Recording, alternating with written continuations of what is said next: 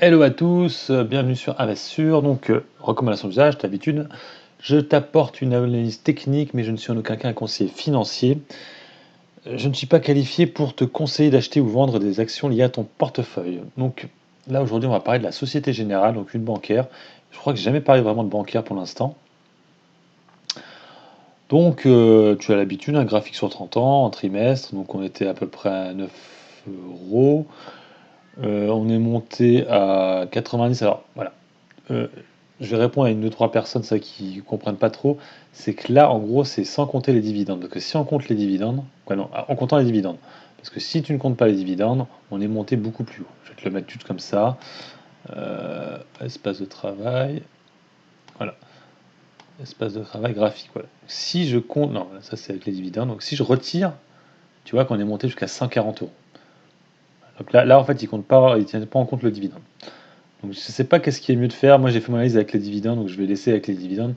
Mais en gros, tu vois que on était monté jusqu'à 140 euros. Là, ici, là, 140 euros. Donc si tu comptes avec les dividendes, du coup qui sont retirés bien à chaque fois du cours, on était qu'à 80 euros. Allez plus, 90 même. Voilà. Donc là, je t'ai mis un support à tendance haussière. Ouais, c'est un support qui est devenu résistance parce qu'on l'a cassé ici. Donc du coup, à voir ce qui va se passer ici. Tu verras après sur les techniques sur une année, tu verras que on est peut-être un peu haut là maintenant pour acheter. En tout cas, là, on a 26 euros. Donc, Société Générale, merci pour le klaxon. Société Générale, donc 26 euros. Donc on est en tendance, une belle tendance haussière ces derniers temps, hein. Euh, Retour des volumes, tu vois que la moyenne des volumes a été dépassée là, la journée encore. La moyenne était plutôt à 4 millions, et on est à 5 millions. Donc c'est plutôt pas mal. Alors c'est là où je reviens. Donc déjà, PER, tu vois qu'il n'est pas très élevé, donc toutes les bancaires sont assez basses actuellement, c'est normal. Le rendement est plutôt sympathique. Tu verras que le dividende, c'est pas automatique chez la Société Générale, on va revenir après. Ce que je veux te mettre en avant, c'est ça. Tu vois la capitalisation boursière à 21 milliards. Voilà. Et tu vois que les fonds propres, ils sont à 61 milliards. Donc, tu sais ce que ça veut dire? Ça veut dire que là, elle est sous-cotée.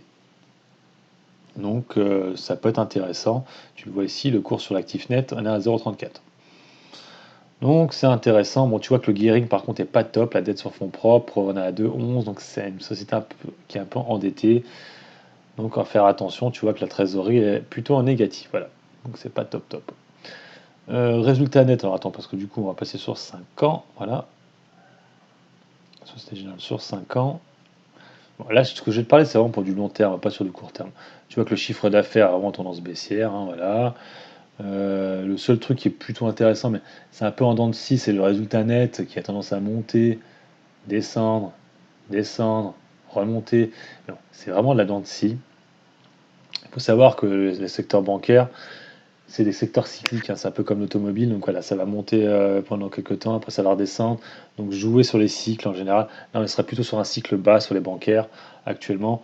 Donc ça peut être intéressant, même si là c'est une grosse crise, ça va descendre aussi, hein, donc faites attention quand même. Donc voilà, donc le résultat net là actuellement on est remonté un peu, donc c'est plutôt intéressant. Le problème, c'est que déjà, de un, les dividendes. Alors, il faut savoir qu'en 2016, ils ont annoncé aux investisseurs qu'ils allaient promettre automatiquement un dividende à 2,20 € jusqu'en 2020. Donc pour l'instant, tu vois que là, on est en 2019, hein, donc il reste encore une année de dividende, c'était sûr à 2,20 €. Après, ce sera à voir. Ce que je veux te dire, c'est ça, c'est que tu vois que le dividende n'est pas versé tout le temps. Tu vois qu'on a eu un trou 2017, 2016, 2015, 2013. Bon, et là, tu vois que 2011, il n'y a rien eu. Voilà, c'était plutôt en 2012. En 2012, il n'y a pas eu de dividende. Et tu vois qu'en 2013, il était très petit, 2013, de suite 2012 qui était versé en 2013, il était qu'à de 0,45. Donc, attention, tu vois que le dividende n'est pas versé à chaque fois. Bon, c'était après la crise, c'était surtout dû à ça, mais elle peut à un moment donné arrêter de verser son dividende. Tu vois, là, ici, il n'y avait pas de dividende en 2011, tu le vois, ah, 0%. Voilà, on était à 17 euros. Et là, on n'était plus qu'à 1%. Donc là, tu vois, on est à 0,91 ici en 2007. Donc tu vois, c'est pas automatique et c'est beaucoup moins sympathique que Unibail Rodamco, hein. Voilà ce que je veux en dire. C'est que quand tu achètes des sociétés pour le dividende, regarde les derniers dividendes qui ont été versés sur les 10 dernières années, voire plus, pour voir s'ils le versent à chaque fois ou pas. Tu avais vu qu'Unibail le versait. Société Générale, c'est moins sûr. En tout cas, jusqu'en 2020, tu auras 2,20 €. Ça correspond 2020, 2,20 €, c'est bien. Donc voilà. Ensuite, on va passer au compte de la société. Donc les comptes de la société, c'est pas top top. Tu vois qu'on est tout est en négatif actuellement. Le chiffre d'affaires, c'est pas trop ça.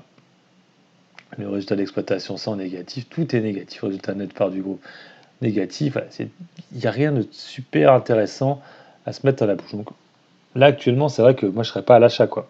Si tu regardes vraiment les fondamentaux. Là, on va passer à l'analyse technique et tu vois que ça peut être plus intéressant. Même si là, actuellement, on est peut-être un peu haut encore. Donc l'analyse technique. Donc là, du coup, je vais venir sur... pardon. Hop.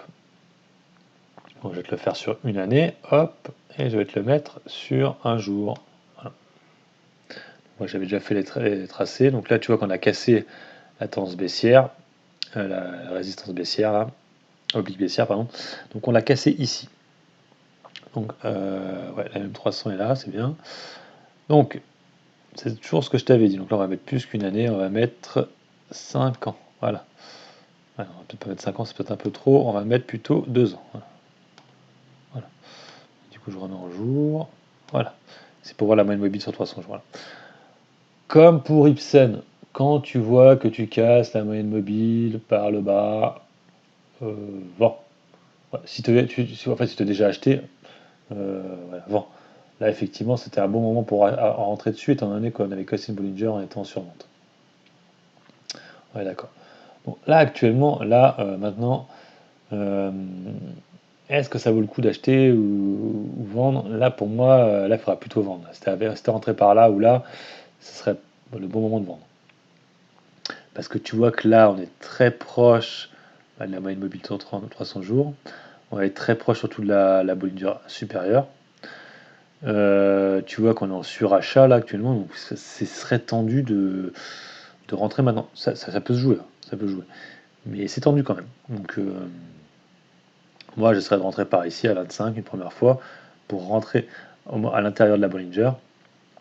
En tout cas, à voir après si les croisements se font entre la moyenne mobile sur 20 jours et la moyenne mobile sur 300 jours. Là, ce sera vraiment une belle tendance haussière de nouveau quand les deux se rencontrent.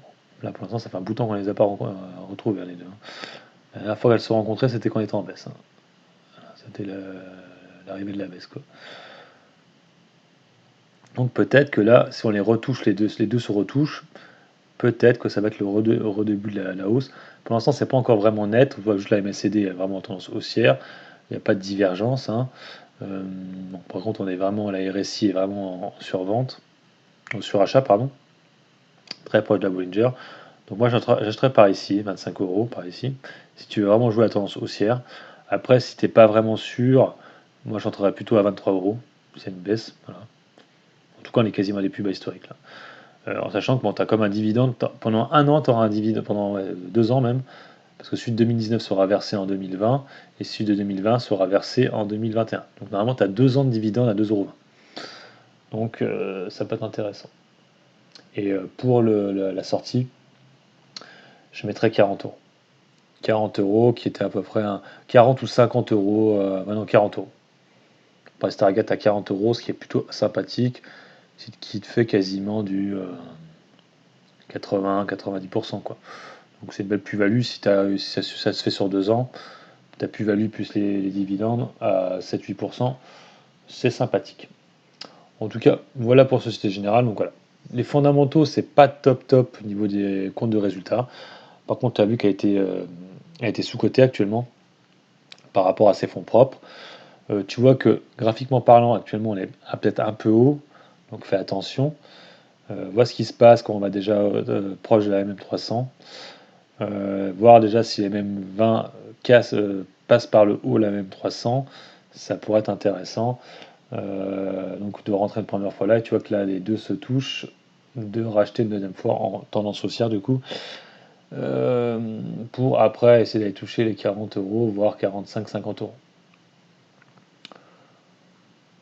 Parce que c'est vrai qu'on voit que la Société Générale, c'était même. Attends, si je mets sur 5 ans.